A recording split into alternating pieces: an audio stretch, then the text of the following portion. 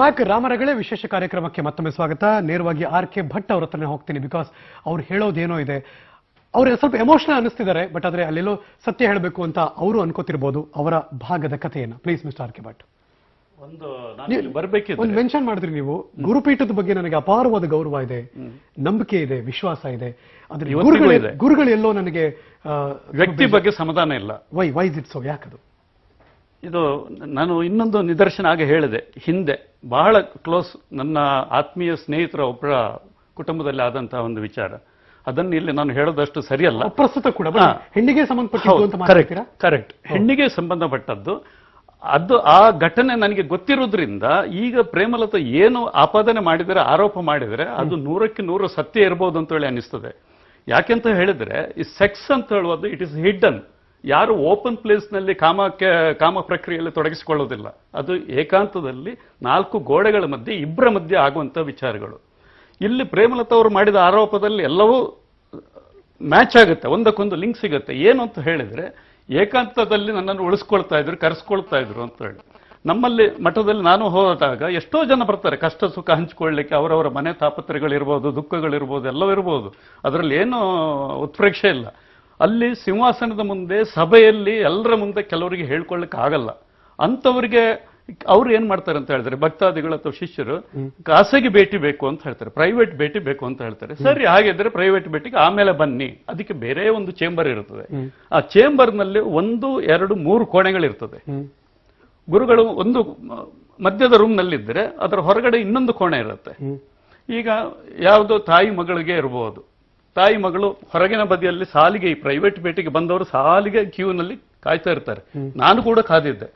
ನಾನು ಕಾಯ್ತಾ ಇದ್ದಾಗ ಅಲ್ಲಿ ಸುಮಾರು ಜನ ಹೆಂಗಸರು, ಹುಡುಗಿಯರು ಎಲ್ಲರೂ ಕಾಯ್ತಾ ಇದ್ರು, ಮುದುಕರು ಇದ್ರು, ಎಲ್ಲ ಇದ್ರು. ಪಬ್ಲಿಕ್ ಈಗ ಘಟಾನುಘಟಿಗಳು, ಮಹಾನ್ ವ್ಯಕ್ತಿಗಳು, VIPs ಎಲ್ಲ ಬಂದ್ರೆ ಅವರನ್ನು ಫಸ್ಟಿಗೆ ಮಾತಾಡಿ ಭೇಟಿ ಮಾಡಿ ಕಳಿಸ್ಕೊಡ್ತಾ ಇದ್ದಾರೆ. ಹಾಗಾಗಿ ಇವತ್ತಿಗೂ ಕೂಡ ಈ ವಿಚಾರದಲ್ಲಿ ಯಾರಿಗೂ ಗೊತ್ತಿರೋದಿಲ್ಲ. ಎಲ್ಲರೂ ಹೋದ ಮೇಲೆ ಲಾಸ್ಟಿಗೆ ಈ ಹೆಂಗಸರಿಗೆ, ಮಕ್ಕಳಿಗೆ ಅತ್ತ ಭೇಟಿಗಳು ಲಾಸ್ಟಿಗೆ ಸಿಗುವಂತಹದ್ದು. ಅಲ್ಲೇ ಕೆಲವು ವಿಚಾರಗಳಿರ್ತದೆ. ಕೆಲವರಿಗೆ ಏನೇನೋ ಆಸೆಗಳನ್ನು ಅವರು ಇದು ಹೇಳ್ಕೊಳ್ತಾರೆ. ನನ್ನ ಮಗಳಿಗೆ ಅವಳ ವಿದ್ಯಾಭ್ಯಾಸದಲ್ಲಿ ಒಳ್ಳೆ ಬರಬೇಕು, ಹಾಗೆ ಬರಬೇಕು, ಹೀಗೆ ಬರಬೇಕು ಅಂತ ಇರ್ತದೆ.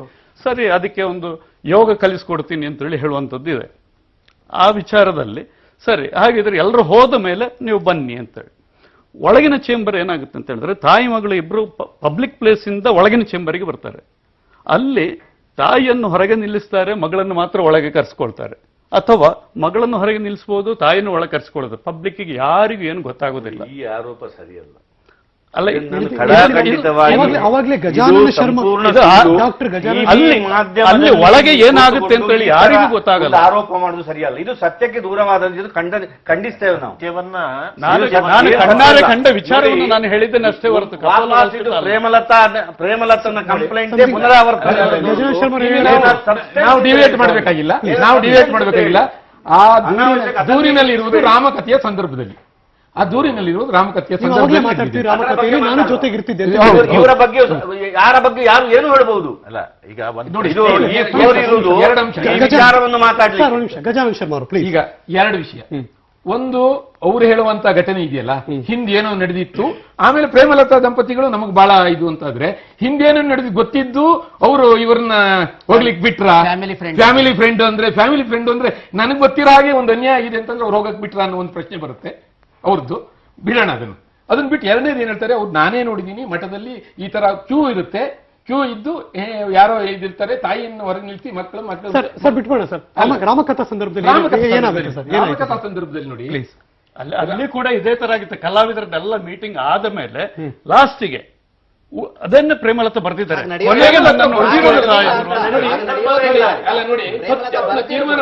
ಅದನ್ನೇ ತಾವು ಹೇಳುದು ಬೇಡ.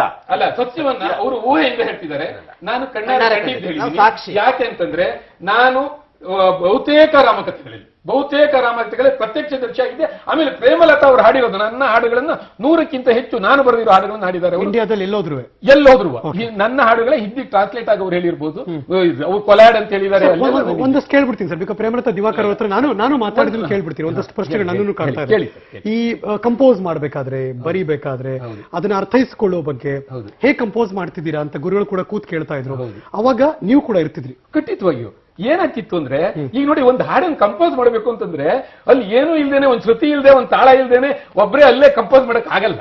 ಸೊ ಹಾಗಿದ್ರೆ technical point ಇದು. ಅಲ್ಲ ನಾವೆಲ್ಲ ಅರ್ಥ ಮಾಡ್ಕೋತೀವಿ, ಏಕಾಂತ ಭೇಟಿ ನಡೆದಿಲ್ಲ. ಏಕಂತ ಭೇಟಿ ಸಾಧ್ಯ ಇಲ್ಲ. ಮತ್ತೆ ರಾಮಕಥೆಯ ಸಂದರ್ಭದಲ್ಲಿ ಏನಿರುತ್ತೆ ಅಂತ ಹೇಳ್ತೀನಿ ಕೇಳಿ. ರಾಮಕಥೆಯ ಸಂದರ್ಭದಲ್ಲಿ ಒಂದು ನಿಮಿಷ ನಿಮಗೆ ಅವಕಾಶ ಕೊಟ್ಟಿದ್ದಾರೆ.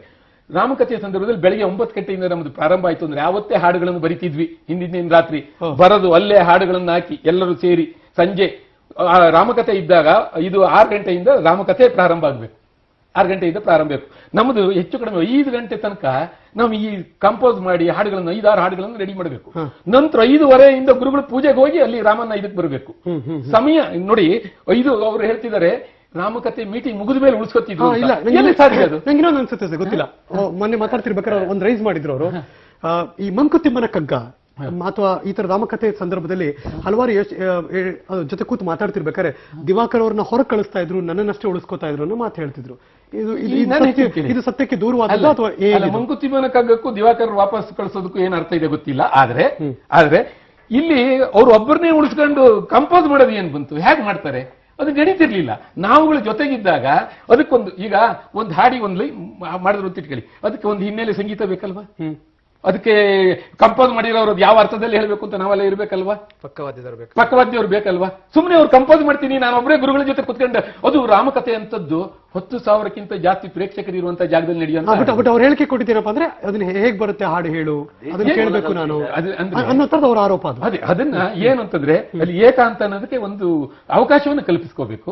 ಅವಕಾಶವನ್ನು ಕಲ್ಪಿಸ್ಕೊಳ್ಳೋದು ಹೇಗೆ, ಮೀಟಿಂಗ್ ಮುಗಿದ ಮೇಲೆ ನೋಡಿ ಅವರೇ ಹೇಳಿದ್ರು. ಏನ್ ಹೇಳಿದ್ರು, ನೀವು ಪ್ರಸಾದದ ಬಗ್ಗೆ ಕೇಳಿದ್ದು ಪ್ರಸಾದ ತಿಂತಿದ್ದೆ, ಆಮೇಲೆ ಹಾಡುಗಳ ಬಗ್ಗೆ ಮಾತಾಡ್ತಿದ್ವಿ. ಪ್ರಸಾದ ತಿಂದ್ಮೇಲೆ ಹಾಡುಗಳ ಬಗ್ಗೆ ಮಾತಾಡಿರೋದ್ರ ಬಗ್ಗೆ ಹೇಳಿದಾರೆ ಅವರು. ಏನು ಪ್ರಸಾದ ಅದು ಅಲ್ಲ ತಟ್ಟಿ ಆ ಪ್ರಸಾದ ಸರ್, ರಾಮಪ್ರಸಾದ. ಬಹುಶಃ ನಾನು ಆಗ್ಲೇ ಇದನ್ನ ಮೆನ್ಷನ್ ಮಾಡಿದೆ, ಬಿಕಾಸ್ ಇದು ಕೂಡ ಅವರ ದೂರಿನಲ್ಲೂ ಕೂಡ ಮೆನ್ಷನ್ ಆಗಿತ್ತು. ಜೊತೆಗೆ ಮೊನ್ನೆ ಮಾತಾಡ್ತಿರ್ಬೇಕಾದ್ರೂ ಕೂಡ ಮೆನ್ಷನ್ ಮಾಡಿದ್ರು ಪ್ರೇಮಲತಾ ದಿವಾಕರ್ ದಂಪತಿ. ನಾನು ಜಗದೀಶ್ ಶರ್ಮಾ, ಗಜಾನನ್ ಶರ್ಮಾ ಮತ್ತು ಕೆ ಶರ್ಮಾ ನಮ್ಮ ಜೊತೆ ಇದ್ದಾರೆ. ಈ ಭಾಗದಲ್ಲಿ ಸಚ್ಚಿದಾನಂದ ಹೆಗಡೆ ಅವರಿದ್ದಾರೆ, ಮಿಸ್ಟರ್ ಆರ್.ಕೆ. ಭಟ್ ಅವರು ಕೂಡ ಇದ್ದಾರೆ. ಒಂದು ಬ್ರೇಕ್, ಬೇಗ ವಾಪಸ್ ಬರ್ತೀನಿ. ಪ್ರಸಾದದಲ್ಲೂ ಕೂಡ ವಿಶೇಷವಾಗಿ ಬೇರೆ ಬೇರೆಯವರಿಗೆ ಬೇರೆ ಬೇರೆ ಪ್ರಸಾದಗಳು ಇತ್ತ, ಅದರಲ್ಲಿ ಏನಿತ್ತು ಲೆಟ್ ಮಿ ಆಸ್ಕ್, ಅದನ್ನು ಕೂಡ ಈ ಫ್ಲೋರ್ ಅಲ್ಲಿ ನಾನು ಐ ಡೂ ರಿಮೆಂಬರ್ ಮೊನ್ನೆ ಕಾರ್ಯಕ್ರಮ ಮಾಡಿದಾಗ ಬೇರೆ ಬೇರೆ ಸಾಮಾಜಿಕ ಜಾಲತಾಣಗಳಲ್ಲಿ ಒಂದು ಸ್ಟೇಟ್ಮೆಂಟ್ ಓದಿದೆ ನಾನು. ಈ ತರ ಪಬ್ಲಿಕ್ ಟಿವಿ ಮಾಡ್ತಾ ಇದೆ, ಮ್ಯಾಚ್ ಫಿಕ್ಸಿಂಗ ಅಂತ ಒಂದು ನನ್ನ ಕತೆ ಹೇಳ್ಕೋಬೇಕಾದ್ರೆ ಯಾರೋ ಒಬ್ರು ಹಾಕಿದ್ರು ಒಂದು ಮ್ಯಾಚ್ ಫಿಕ್ಸಿಂಗ ಅಂತ.